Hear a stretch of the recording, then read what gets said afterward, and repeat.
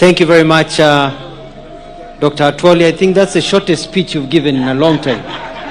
Congratulations.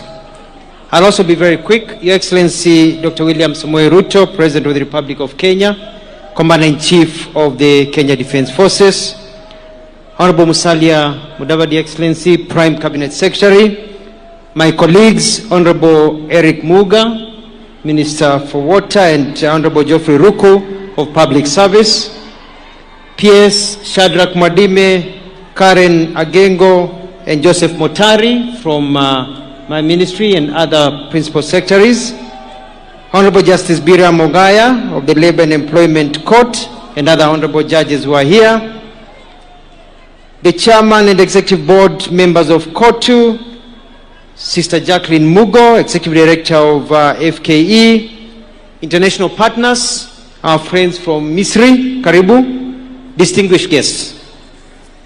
Your Excellency, sir, the Ministry of Labor and Social Protection is on steroids to ensure labor, which is one of the 4 factors of production, is nurtured to play its role in the development of Kenya as per your amazing economic plan.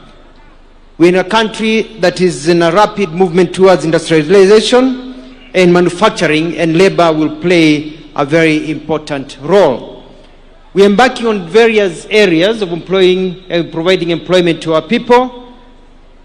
One, we anticipate that we are going to create over 500,000 jobs overseas, and we continue to put in place measures to ensure safe and orderly and regular migration and mobility.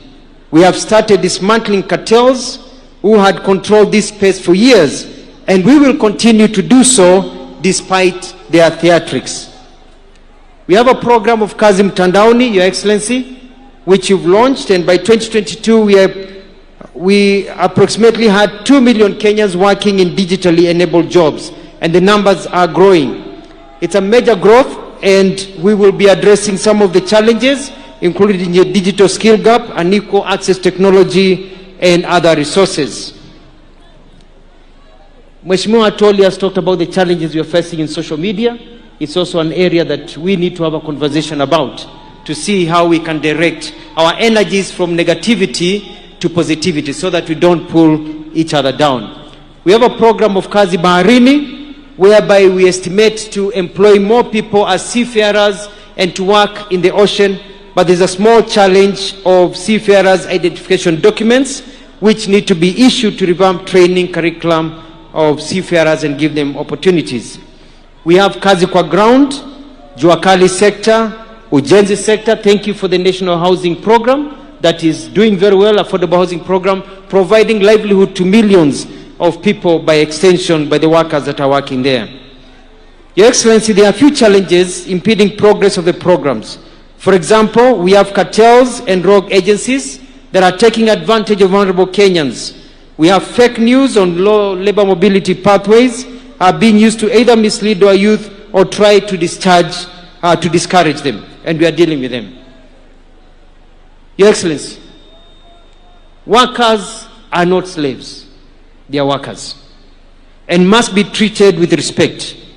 Recognition of their human dignity is a right and must be safeguarded at all times.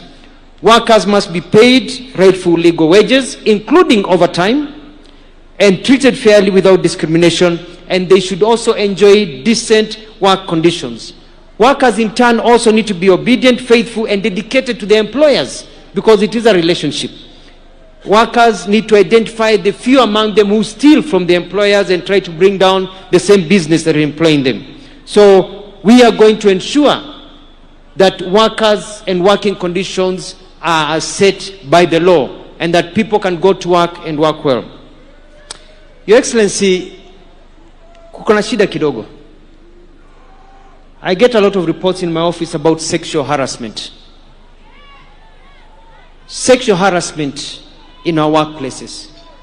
Nataka kuambia Wakenya ya kwamba mrembo akiandikwa, our sister, our children, our daughters, akiandikwa kazi, usianze kumpangia, unaanza kumnyemelea, na akikukataa unamfuta kazi. unaanza kumharas. We must ensure there is a safe working environment for our young girls and even our young boys. That power dynamics is something that we'll be talking about. A manager should not be dating a junior in the same office because of those power dynamics. Soko ni kubwa Kenya hii, angalia kila mahali. Soko ni kubwa, wachana na wafanyikazi wanaofanya kazi na wewe. And we will not continue with this habit, and we will take measures to ensure there is no sexual harassment in our workplaces. Your Excellency, savings is critical.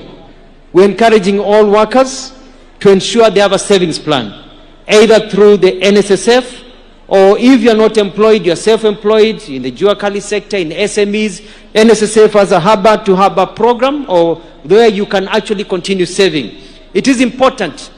Waswahili walisema ya kwamba ujana kama moshi ukienda haurudi. You are young today and vibrant. Hakuna kitu kibaya kama kuwa mzee ambaye hana pesa. You save today for tomorrow. And we're encouraging all workers, wherever you are, to engage and register for a savings program. Mheshimiwa Atoli, I want to assure you that ratification of the conventions 188 and 199 is en route. I've held a meeting with my staff. I've talked to the PCS, and we are going to accelerate, together with other important laws that make sure that our people are given the rights that they deserve. Your Excellency, social dialogue is important. I'll be calling a meeting very soon between COTU, FKE, and all other social partners to discuss on working modalities. Strikes. At the end of a strike, people sit down and talk. And I want to encourage all workers. If there's a problem, talk to me. Let us sit down and discuss the problem before the strike, not sit down after the strike.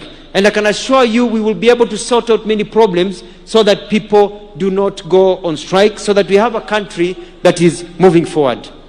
Lastly, Your Excellency, I want to echo the words of Mheshimiwa Atoli.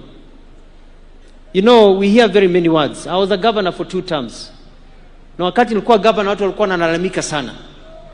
Unajua, katika nchi yetu ya Kenya, kila mtu anajua kwamba ukiangalia shamba na unataka kulima, hilo shamba lazima upalilie, uchimbe kwanza vizuri, upande, mbegu ikimea upalilie, weke maji, ikikua vizuri, kuna tumbili, kuna ndege, uwafukuze wanyama, ndiweze kupata kile ambacho ulikuwa unapanda, ndiweze kupata. Na wakishia kwamba serikali hii ya William Ruto iko na mpango, na wakati huu bado tunaendelea kupalilia, na wakati huu bado tunaendelea kukuza na kufukuza nyani na tumbili, wengine tumeshafukuza wameenda nyumbani, ambao kazi yao ni kuharibu ule mmea.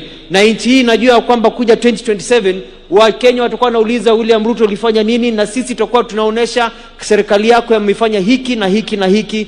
Kwa hivyo nawahimiza wa Kenya